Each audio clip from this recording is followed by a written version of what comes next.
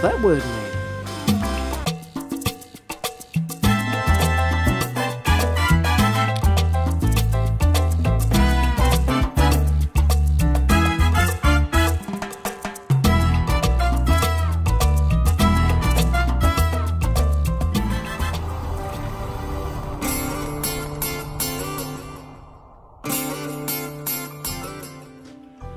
Last weekend I went to the Bendigo Writers Festival, obviously in Bendigo, and Bendigo is a beautiful town to visit, and they have fantastic buildings all within walking distance of each other. So there was lots of great opportunities to see lots of different things like exhibitions, as well as author talks and writing workshops and things like that.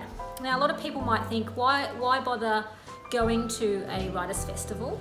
But actually writers festivals are a really good way to see what is happening in the book industry. I went to a lot of author talks and different panels with different authors, and I thought I'm going to just go and listen to an author talk who writes books that I don't normally read.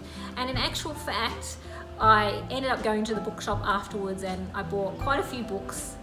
And so, you know, my reading pile next to my bed is even higher, probably twice as high now. But it's really good to hear an author talk about the reasoning behind their stories and their process as well. And also you'd sort of get to know a bit of their personality. So quite a few of the talks that I went to, I had never really known anything about the author or their books, and I ended up bringing them home.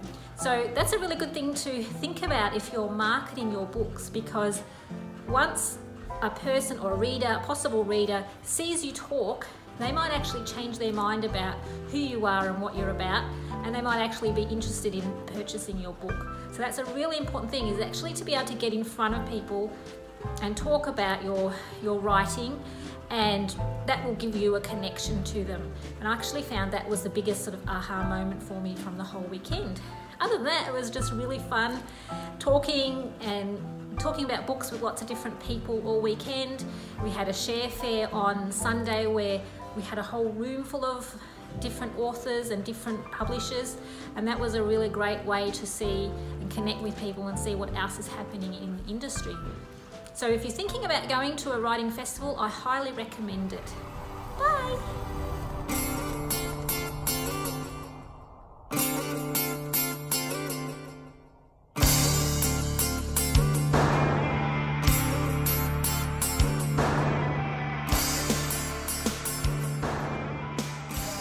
Listen to the stories other people have, so that children like Idris can be allowed access to stories not coloured by harsh borders, steel fences and cruel laws.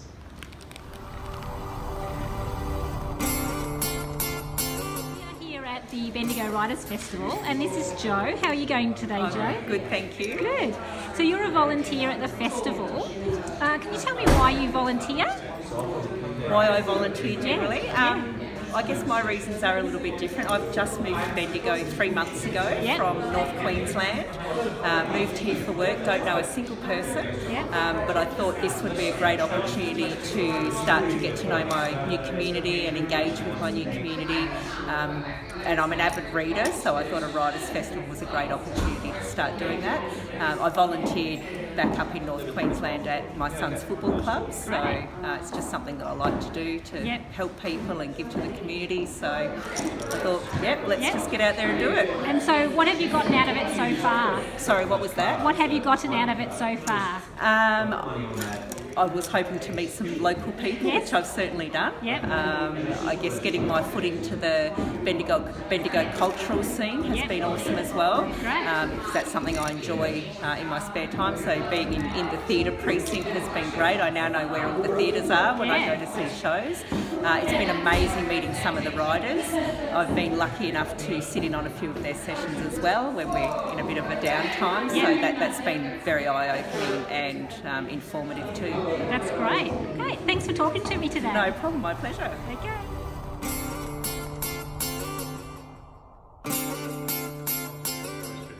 The great and good and the less good. Thank you, Rolf. And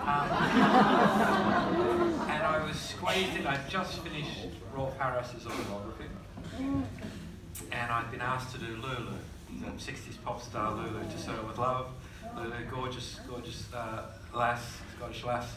And I had a 3-month window, and I wrote 117 pages of a book which is about a quarter of it.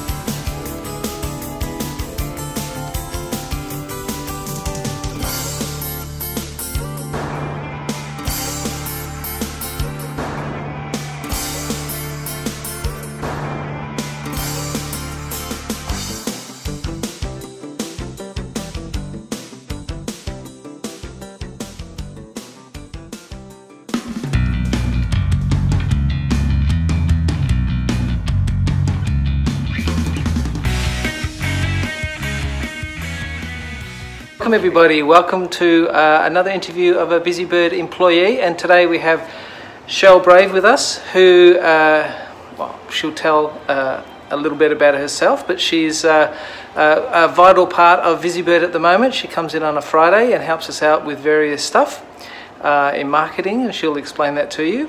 And she also rents space off of us during the week here at Busybird, so we see her during the working week. She works for someone else and just uses our space. So welcome. Thank you. And tell us a little bit about yourself. How did you end up at Busybird? I found Busybird through a meetup group, and the reason I was looking for a meetup group was because of a terrible fear of public speaking, and the open mic night gave me an opportunity to conquer that fear. So I came along, bit the bullet, got up in front of the stage, very nervous. My paper was shaking, which was caught on camera, I think, that day. And the rest is history. I just stuck around. I can vouch for that. I was one of the ones that kind of pushed Shell to get up and perform, because she was really quite scared of public speaking, and you know, without being sucky, I reckon she's one of our best presenters now. Her last effort at the last open mic was one of your best, you got to admit. Thank you. Everyone said it that night. Thank you. All right, so yeah, you found Busybird Publishing, and you did an internship here. I did. That went for the 6 months. It did. And what did you learn during your internship here? I learnt proofreading, editing. I learnt about layout, design. I also learnt about how to speak with the author through that process, because it's a trepidatious process for the author, and they need a lot of hand holding. So that's an aspect of it that I didn't see coming. It's not as clinical as it looks. Cool.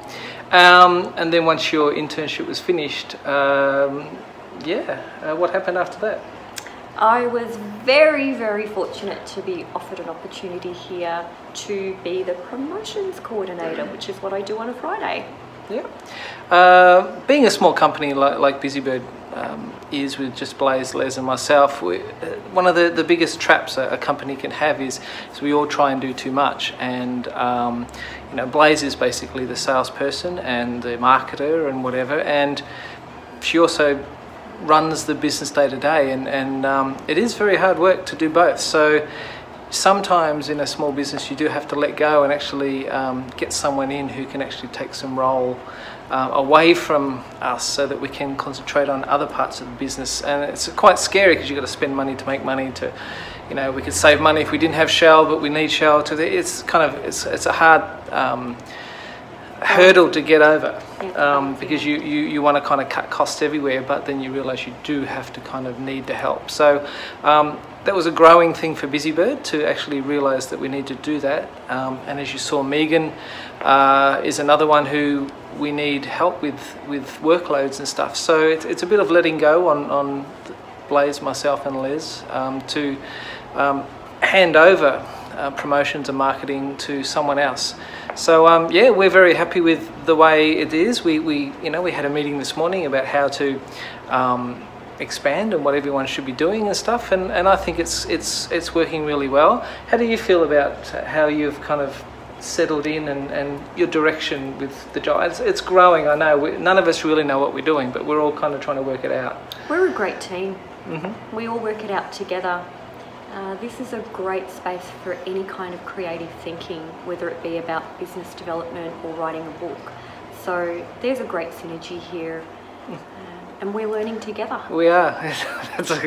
You know, as you said, we're all kind of we're all artists as such, and we're all trying to learn business, and it's quite hard sometimes. Now, I do know Shell. I think we talked sea change with a few other people, interviews. You've had a big sea change yourself. This is why you're here. You were heading one direction and then decided to kind of pack it all in. Tell us a little bit about that. So last year I did a very scary thing. Based purely on intuition, I decided to give up a secure full-time job and sell my house at the same time, rendering me both unemployed and homeless. She was a little stressed at some stages. No idea where I was headed or what was coming next, but I 100% trusted my intuition.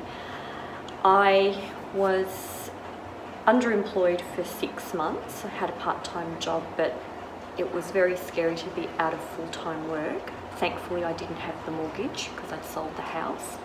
That's when the internship came up. But the beautiful thing about it was it just all happened so organically when I just trusted what my intuition was telling me, the opportunities, the doors opened. And that's when Blaze came to me and said, "You've been doing the open mics, you're now free, would you like to do an internship?"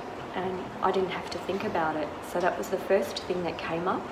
The next thing that came up was a boss from 8 years ago gave me a call from out of the blue and asked me if I'd like to have my old part-time job back, which gave me the perfect opportunity to have employment but also complete the internship.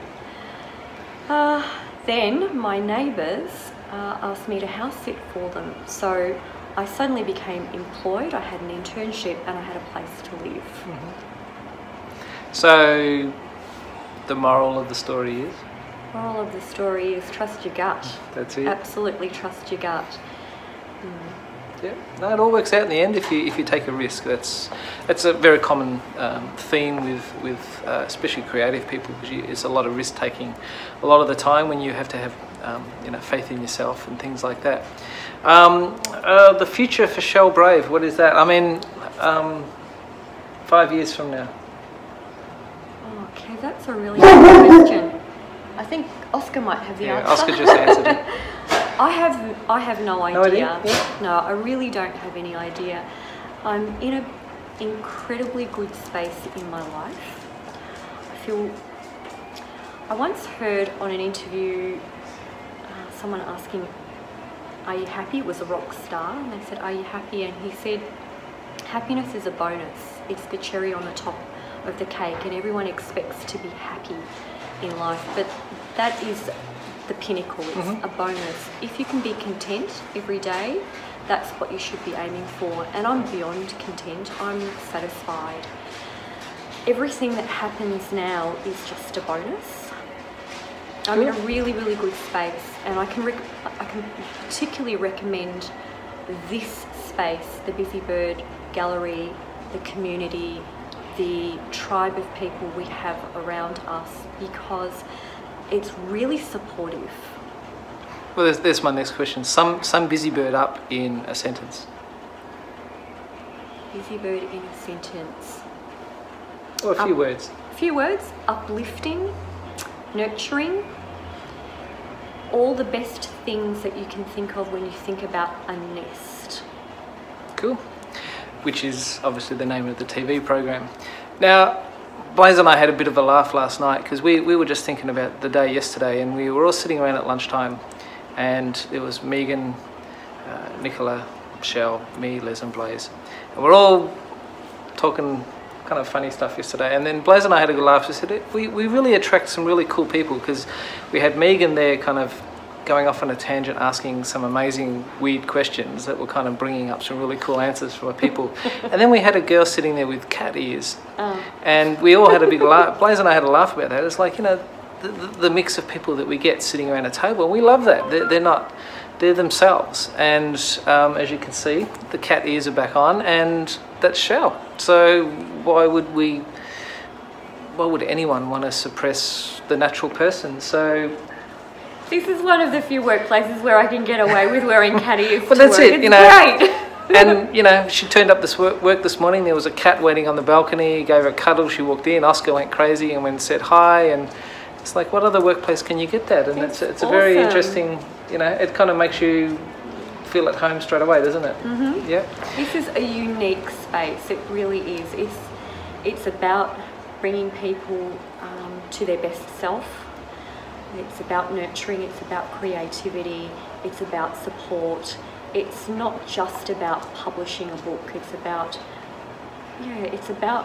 going with those changes in your life that you want to make, but are just trying to find the right people and space to do it. There's no place like Busy Bird. Cool. There's no place like the nest. Like home. No. The nest. So basically, Shell is our promotions and marketing person. So some of you might hear from her in the future. So we're putting a face to the call or the email, and we wish her well on expanding. You know, Busy Bird's all about just taking the job wherever you want to take it. There's really no rules, no ceiling. Go for anything that you feel like it, and we wish Shell well for the future here at Busy Bird, and hopefully expands, and you know, we can employ her all week, and it's all great for all of us. So thank you. Thank you.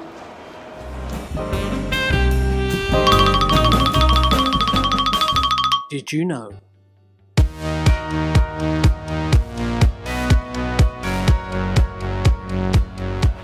Hi everyone, did you know that we produce a little anthology of short stories called Untitled? This was actually our very first publication about 10 years ago.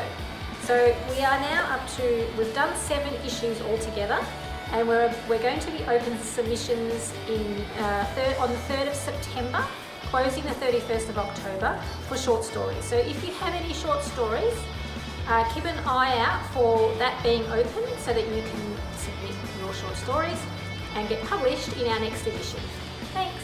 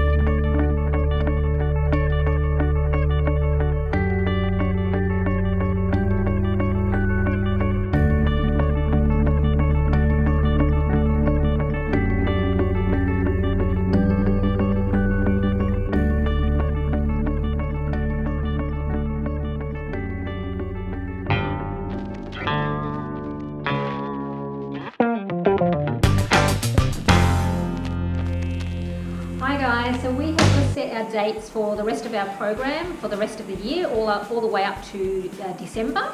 We have got lots of great workshops. We have publishing options. So if you're wondering what to do with your book, whether to go self-publishing or traditional publishing, this is a great one to work out the best route for you. We have life writing. So if you're writing a memoir, or even if you're writing a non-fiction book but there's an element of life writing in it, that's a really good workshop. We actually have a 10-week session called Your Right Time at Busybird Publishing, and that is so that you can come into our studio and write. So it's very dedicated time, 10 weeks in a row on a Monday. We also have our regular Publish for Profit, which is on the first Wednesday of the month. And we have quite a few great topics which will help you with your publishing and your writing. Topics such as write a book synopsis, your book pitch, get more reader reviews, blogging for writers, and metadata for books. We also have a weekend-long book camp. So that is going to help you write and publish your book. So the whole weekend we're going to be working intensively on how to get your book ready, written and ready for publication. And we have our writing retreat, which is a little bit more special. That's at Karma King Lake in August. And the early bird for that finishes on the 20th of July. So all of these workshops with all of the content, all the details about it and prices are on our website. Thanks.